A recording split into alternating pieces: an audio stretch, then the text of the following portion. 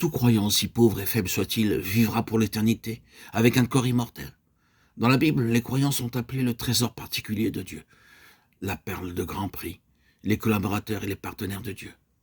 Ces noms ne sont pas attribués aux cieux. Dieu n'appelle pas les cieux son trésor particulier, sa part, son partenaire ou son héritage.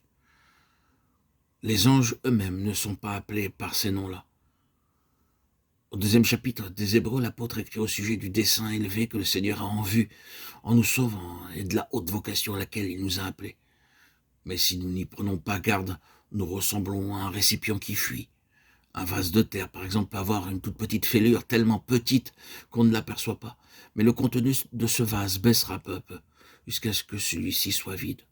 Aussi, si nous ne sommes pas prudents et diligents au sujet de notre salut, nous perdrons beaucoup.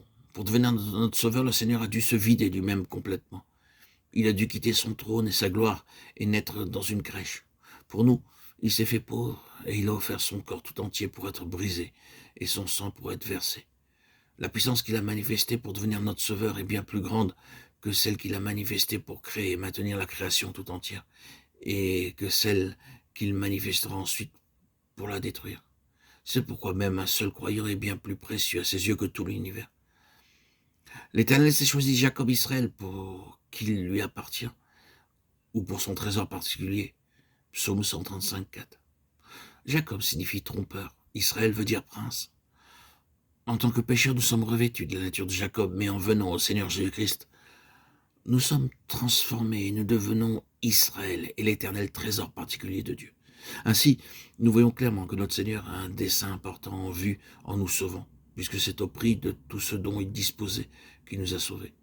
Bien que nous ressemblions à des haillons souillés à cause du péché, cependant le Seigneur a fait de nous son trésor particulier. Dans Hébreux 2:5, l'apôtre parle du monde à venir, c'est-à-dire de la nouvelle création. Cette nouvelle création manifestera la gloire de Dieu pour l'éternité. Il n'y aura plus alors ni mort, ni souffrance, ni larmes. Et j'entendis du trône une forte voix qui disait « Voici le tabernacle de Dieu avec les hommes. Il habitera avec eux, et ils seront son peuple, et Dieu lui-même sera avec eux. Il essuiera toute larme de leurs yeux, et la mort ne sera plus. Et il n'y aura plus ni deuil, ni cri, ni douleur, car les premières choses ont disparu.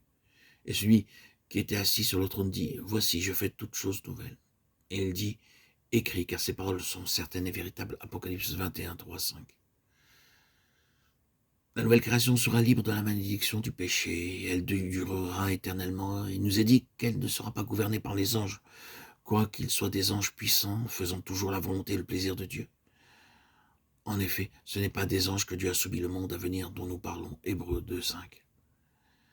Mais elle sera gouvernée par ceux que le Seigneur Jésus-Christ aura cherché et sauvés. Au psaume 103, 20, il est dit que les anges sont puissants, en force, qu'ils exécutent ses ordres et qu'ils obéissent à la voix de sa parole. Ils ne se révoltent pas, ni ne désobéissent. Ils sont puissants et resplendissants. Voici 2 hommes leur apparurent en habits resplendissants. Luc 24, 4.